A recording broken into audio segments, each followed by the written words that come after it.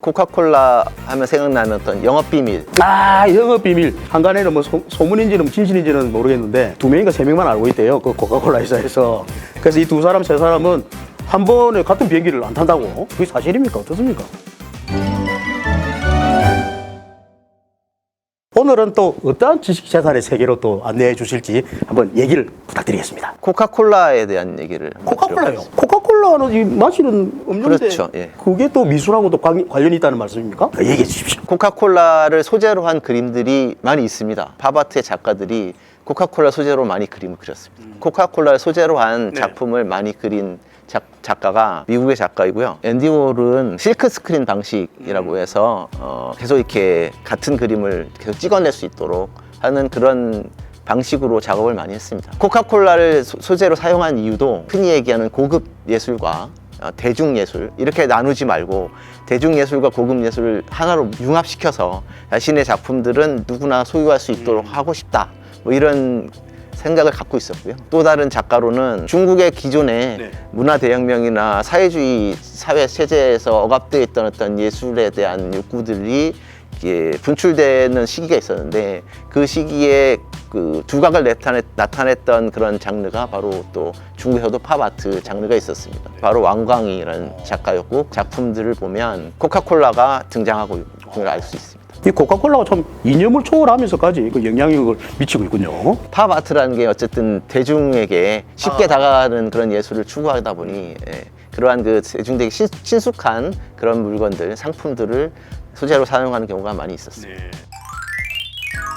팝아트라면 또 구체적으로 뭐 어떤 겁니까? 보통 만화나 기존의 제품, 어떤 그런 상품들 이런 것들을 주제로 해서 대중들에게 친숙하게 그림뿐만 아니라 실크 스크린 방식이라든가 어떤 판화의 방식식으로 해서 여러 장의 그림들을 쉽게 제작할 수 있도록 많이 만드는 그런 경향이었습니다. 그리의 글에 나와 있는 그 LOV라는 조형물 같은 거, 행복한 눈물, 그런 것들도 다 그 팝아트에 들어간다고 볼 수 있습니까? 예. 또 흔히 볼 수 있는 작품 중에 하나가 크리스 올덴버그라는 작가의 그 작품 중에 청계천에 가면 이렇게 소라 모양으로 된 조형물 있어요. 네, 조형물 있죠. 네. 그것도 바로 팝아트의 한 작품이라고 볼 수 있습니다. 코카콜라와 관련된 지식재산에는 과연 어떠한 것이 숨어 있는지 그거부터 이제 얘기를 시작해 보도록 하겠습니다. 제일 먼저 떠오르는 것이 이제 영업비밀. 영업비밀. 예. 실제로 이제 코카콜라가 영업비밀로 유지하고 있는 부분은 조성이 아니라 조성을 어떤 식으로 혼합을 하고 어떤 조건에서 어떤 온도와 어떤 압력과 그런 시간이나 이런 것들에 대한 그런 거 부분에 대해서는 알 수가 없기 때문에 그런 부분들에 대해서는 영업비밀로 유지를 하고 있는 것으로 보입니다. 코카콜라의 조성을 리버스 엔지니어링을 통해서 분석해내는 것은 그렇게 어렵지 않을 거라고 저는 생각이 들어요. 실제로 코카콜라는 이미 콜라의 조성이나 시럽의 조성에 대한 특허를 낸 적이 있습니다. 제가 또 부연 설명을 드리면 이게 특허하고 어떻게 다르냐면요. 특허는 이제 무채 재산권으로서 독점, 배타적인 권리입니다. 독점적이고 남을 설 수 없게 하는 배타적인 권리인데 기간은 이제 20년이죠. 특허라는 거는 이제 일단은 공개를 또 해야 되고요. 자, 그런데 이제 영업비밀이라는 거는 공개도 할 수 없는 거죠. 비공개성이 있고, 그 다음에 이게 또 비밀 관리성도 중요합니다. 비밀을 어느 정도 관리를 잘했냐고. 그 다음에 이거는 등록하는 거랑 관계없이 그 자기 건데 이거는 공개 안 하는 조건으로 기간은 무한대죠.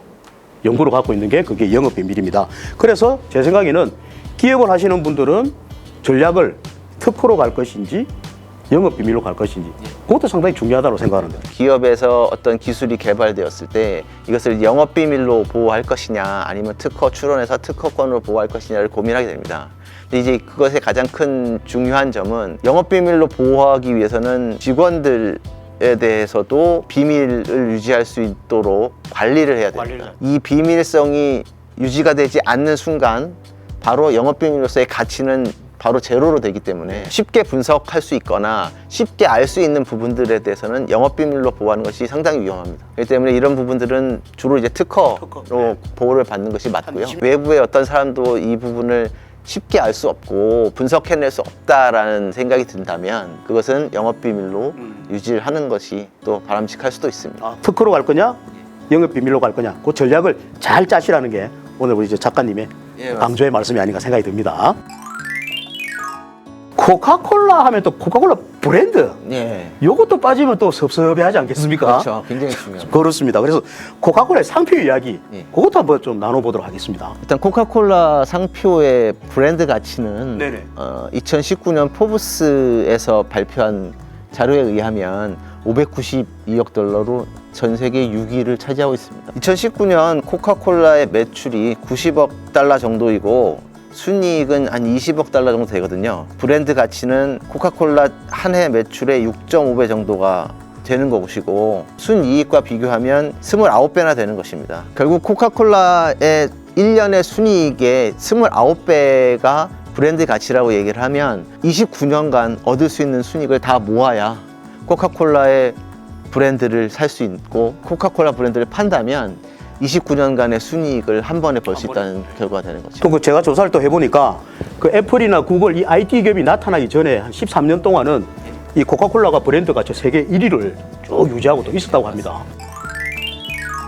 콜라 하면은 코카콜라하고 또 펩시콜라가 또 양대 산맥 아니겠습니까? 두 회사 간에 또 뭐 치고받고 또 소송이 좀 있었다고 하는데 나오신 김에 그 얘기도 한번 살짝 해주시는 것도 좋을 것 같아요. 두 가지 분야에서 말씀드리겠는데 한 가지는 이제 상표권 관련된 소송이 있었습니다. 1988년도에 코카콜라가 펩시콜라 상대로 해서 캐나다 법원에서 소송을 한 적이 있었습니다. 펩시콜라가 코카콜라의 그 콜라라고 써 있는 이 특유의 글씨체가 있지 않습니까? 네, 이거 흔하게 쓴 거. 네. 그런 글씨체를 베껴서 펩시콜라가 사용을 했었고요. 그 사용한 것에 대해서 코카콜라가 상표권 침해로 소송을 했습니다. 결국 캐나다 법원은 코카콜라의 손을 들어줬는데요.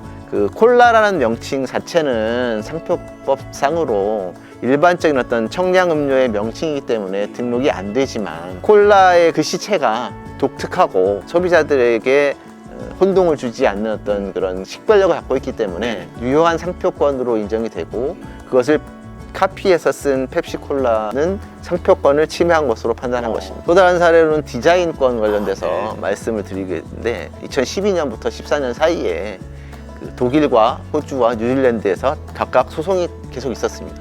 이 소송에서 먼저 코카콜라가 펩시콜라를 상대로 한 소송이었고 콜라 병 디자인에 대한 침해를 주장한 것이 코카콜라의 주장이었고 결국 각 나라의 법원들이 펩시콜라의 병 모양이 코카콜라의 병 모양을 침해하지 않은 것으로 판단했습니다. 얼핏 보기에는 유사할 수도 있는 그런 디자인이지만 코카콜라의 병 모양의 디자인은 너무나 유명해서 소비자들이 코카콜라를 사려고 했는데 병 모양이 유사해서 펩시콜라를 살 우려는 없다. 그렇기 때문에 코카콜라의 병 디자인을 펩시콜라가 유사하게 만들긴 했지만 소비자 입장에서는 혼동의 우려가 없기 때문에 침해가 아니다라는 판단을 받았습니다. 결국은 그럼 코카콜라, 펩시콜라는 1대1? 여기서 이제 알 수 있는 것은 자신의 브랜드나 아니면 디자인이 유명해지고 저명해지는 것은 굉장히 회사의 입장에서는 좋은 일이지만 과도하게 되어서 유사한 제품이나 유사한 디자인을 사용하더라도 소비자들에게 어떠한 오인 혼동의 우려가 전혀 없게 된다면 자신의 상표권이나 디자인권을 제대로 보호받지 못하는 경우가 있을 수도 있다. 그렇기 때문에 기업에서는 상표나 디자인에 대한 관리를 굉장히 세심하게 잘 전략적으로 해야 된다는 그런 교훈을 얻을 수 있을 것 같습니다. 구독자분들한테 하고 싶은 말씀이나 미처 이 방송에 또 못했던 말씀이 있다면 마지막으로 한 말씀 부탁드리겠습니다. 제 책 미술로 읽는 지식재산을 보시면 더 많은 이야기와 그다음에 그림과 미술 작품으로부터 지식재산을 잘 이해할 수 있는 그러한 이야기들이 많이 있습니다. 많이 읽어주시면 좋겠고요. 모든 분들이 지식재산에 관심을 가질 수 있는 어떤 계기가 됐으면 하는 바람입니다. 저도 작가님 말씀처럼 미술뿐만 아니라 미술과 지식재산에 대해서 좀 더 관심을 가질 수 있는 계기가 되지 않았나 하는 생각을 해봅니다. 지난 시간하고 오늘에 걸쳐서 이 바쁘신데도 불구하고 나오셔서 좋은 주제로 좋은 말씀 해주셔서 대단히 고맙습니다. 예, 감사합니다.